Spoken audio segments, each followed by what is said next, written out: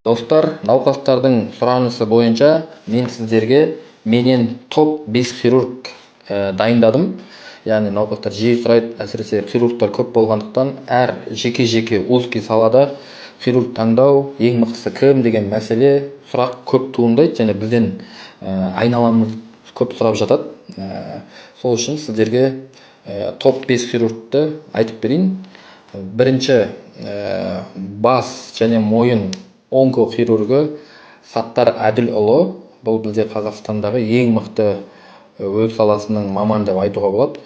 Егер бастағы мойындағы бір түзілімдер түсініксіз, қатерсіз түзілімдер болса, қалқанша бездегі түзілімдер болса, операция қажет деп жатқан болса, немесе соған күдіктеніп жүрген болсаңыз, осы маманға баруды ұсынамын. Жеке өзім кепілмін, бұл кісі осы саладағы ең мықты маман. Екінші хирург бұл кеуде қуысындағы патологияларды емдеуде, яғни деформациялық патологиялар, жаңа түзілімдер, өкпе эмфиземасы, жаңа бронх, трахеядағы түзілімдер, кеуде сүйектердің деформациясы сияқты ауруларда, өкпеге су жиналу, қан жиналу сияқты проблемаларда ең мықты маман торакальды хирург Мұхтар Айтжанұлы. Бұл кісіге де еш күдіктенбей, ең мықты профессионал ретінде сеніп барсаңыз өкінбейсіздер. Үшінші хирург бұл енді біздің ең маңызды ағзамыз, жүректің операцияларын өткізетін кардиохирург Нұрали Есенғалиұлы. Бұл кісі приват клиникасының бас дәрігері. Жүректегі ишемиялық аурулар, созылмалы және ревматикалық ауруларға операция қажет болған жағдайда және жүректің кез келген патологияларын операцияларын өте шебер жүргізетін, өте тәжірибелі, шетел мамандарының тәжірибесінен өткен Нұрали Есенғалиұлына еш уайымдамай қаралсаңыздар, барсаңыздар болады.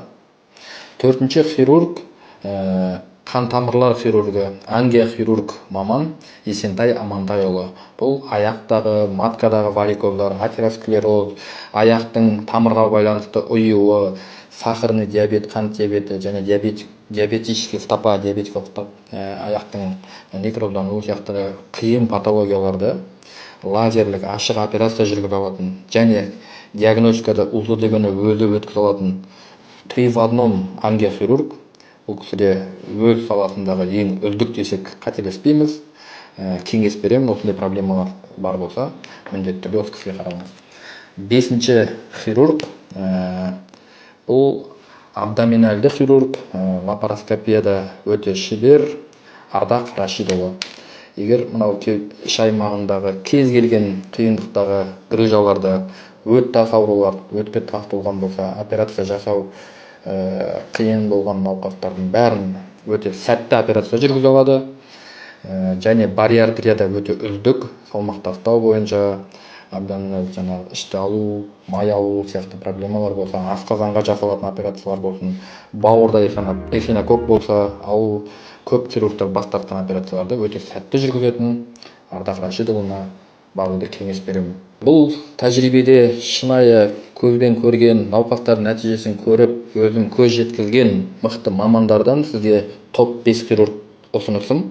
Егер сізге пайдалы болса, сақтап қойыңыз. Ауырып, жақсы хирург таппай жүрген таныстарыңыз болса, сол кісіге жіберіп қойыңыз, пайдасы тиіп қалар. Ал егер осындай рубрика сізге ұнаған болса, пайдалы деп есептесеңіз, келесі қандай үздіктер топтамасын жасағанымызды, дайындағанымызды қаласаңыз, комментарийға жазыңыздар, жекеге, дайректке жазсаңыздар, міндетті түрде тағы да осындай жасауға тырысамыз.